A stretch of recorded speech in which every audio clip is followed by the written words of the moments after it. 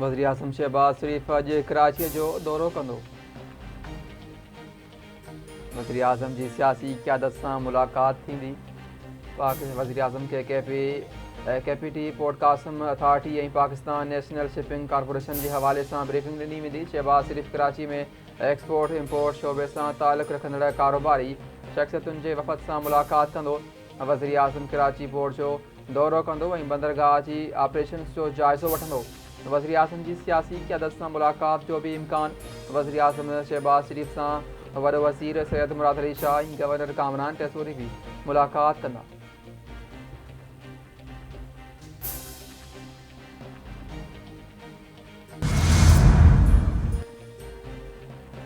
कराची में स्टिलटाउन पुलिस हथां मारिजी वियल औरत जे वारसनि ऐं समा बिरादरी जे माण्हुनि जो गॾापट क़ौमी शाहरा ते गुज़िरियल ॾींहं खां एहतिजाजी धरणो जारी। स्टिलटाउन जे SHO ऐं ॿिनि अहलकारनि ख़िलाफ़ केस दाख़िल करण जो मुतालबो। क़ौमी शाहरा ते ट्रैफ़िक मुअतल समय गाॾियुनि जूं कतारूं लॻी वयूं। मुज़ाहिरीन जो चवणु आहे त जेसीं केस दाख़िल न थींदो तेसीं ताईं धरणो जारी रहंदो। SSP ऐं DC मलीर सां ॻाल्हियूं नाकाम। मुज़ाहिरीन पारां अॼु CM हाउस ॾांहुं एहतिजाज जो चिताव।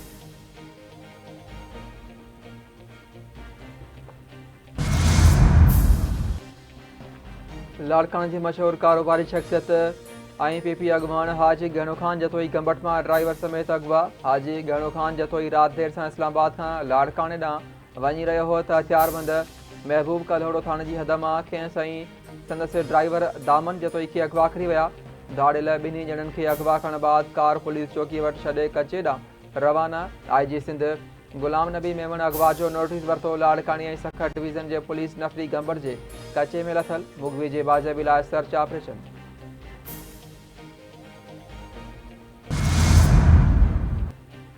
शहीद हवलदार लालक जान निशाने हैदर जो 25हों शहादत जो ॾिहाड़ो पाक फ़ौज पारां शहीद हवलदार लालक जान खे भेटा पेश। ISPR मौजूद 25 साल अॻु हवलदार लालक जान बेमिसाल जुरत ऐं बहादुरीअ सां कारगिल जंग में जान जो नज़रानो पेश कयो।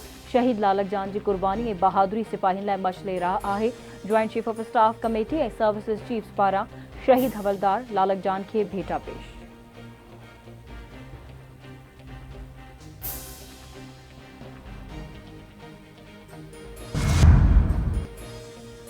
शहदादकोट में पानी की खोट खिलाफ आबादगार थोड़े शहरी रोडन ते निकरी आया। सिंध आबादगार बोर्ड सदती आबादगारन हारन ऐं मुख़्तलिफ़ सियासी समाज जी तंज़ीमुनि जे कारकुननि जी प्रेस क्लब खां कोटू मोटू चौक ताईं एहतिजाजी रैली धरणो।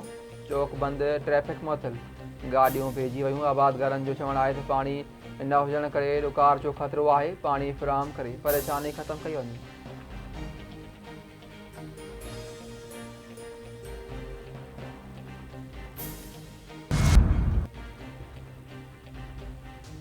सऊदी अरब में नए हिजरी साल की आमद सां ई काबे जी गिलाफ के तब्दील कयो वियो। किस्वा जी तब्दीलीअ जी तक़रीब में सवें माण्हुनि हिसो वरितो।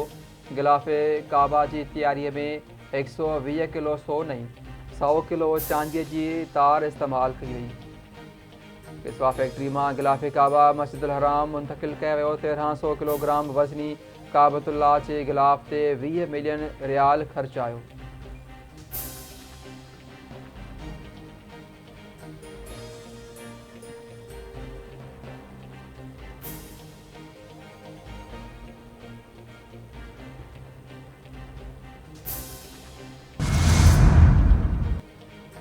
सिंध जी गादी वारे शहर कराची समेत सूबे के मुख़्तलिफ़ इलाइक़नि में सुभाणे खां 10 जुलाई ताईं चौमासे बरसातुनि जी अॻकथी।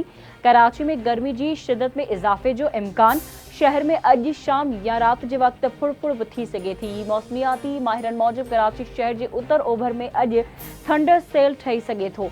इन वक्त शहर में ओलह तरफ खां 17 किलोमीटर फ़ी कलाक की रफ्तार से हवाऊं खुली रहियूं आहिनि। कराची में चौमासे बरसातुनि की शुरुआत सुभाणे खां 10 जुलाई ताईं थी सघे थी।